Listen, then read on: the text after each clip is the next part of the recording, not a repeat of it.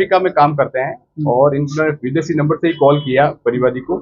और ये चूंकि परिवादी ये काम करता है तो वो कई बार या बार मेरे पूर्व में भी आ चुका है इसी डॉलर एक्सचेंज के लिए। वो उसी भरोसे यहाँ आया था कि वो कोई बात सही होंगे जिनके डॉलर चेंज कराने हैं, इसलिए वो आया। पर यहाँ पर इनके पास डॉलर्स नहीं थे, उन्होंने सिर्फ उसको धोखा देके बुलाया और यहाँ लाकर डॉलर्स नहीं दिए और पैसे दिए।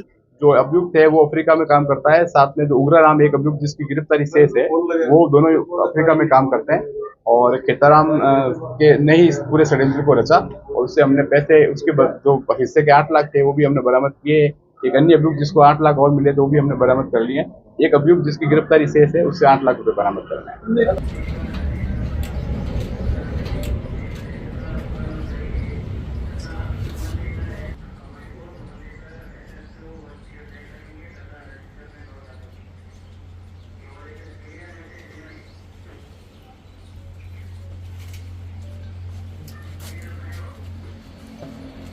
मेन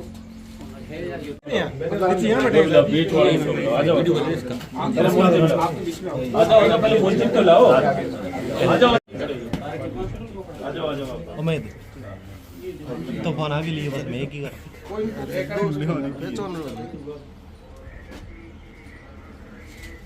यार आ तक भाई की करे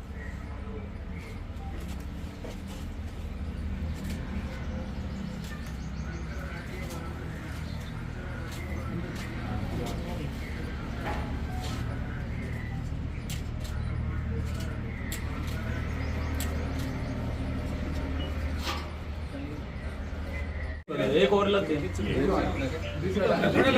अरे इधर लाओ, अरे थोड़ा पीछे आ जाओ, पीछे खड़े हो गए आप, पीछे हो जाओ, यहाँ बैठा दो आप लोग पीछे बैठा दे भाई, और थाने वाले आ जाओ, आ जाओ आ जाओ। उम्मीद तूफान आ भी लिए बस मैं एक ही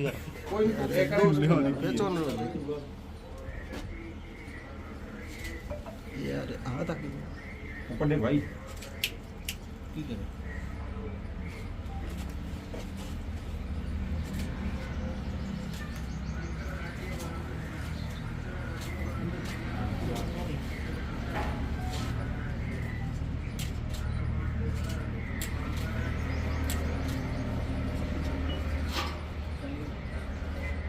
ये 2 मार्च की घटना है जिसमें परिवादी सुरेश बारासा जो कि जोधपुर के रहने वाले हैं, उनको यहाँ पर अभियुक्तगण ने इसलिए बुलाया कि हमारे पास डॉलर्स है जो एक्सचेंज करवाने हैं, उसके बदले में पैसे लेने हैं।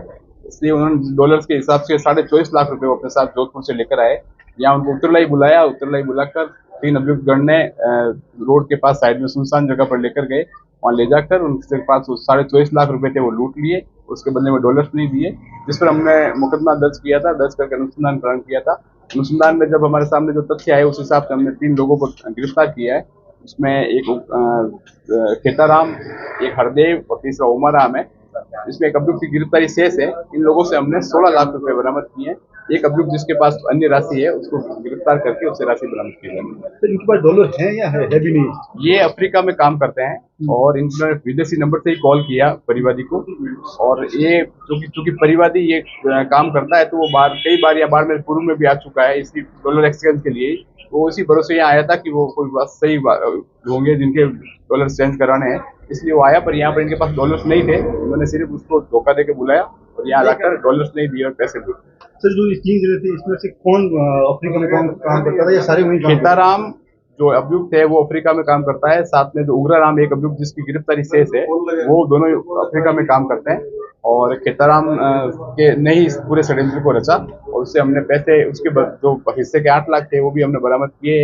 एक अन्य अभियुक्त जिसको 8 लाख और मिले तो वो भी हमने बरामद कर लिए।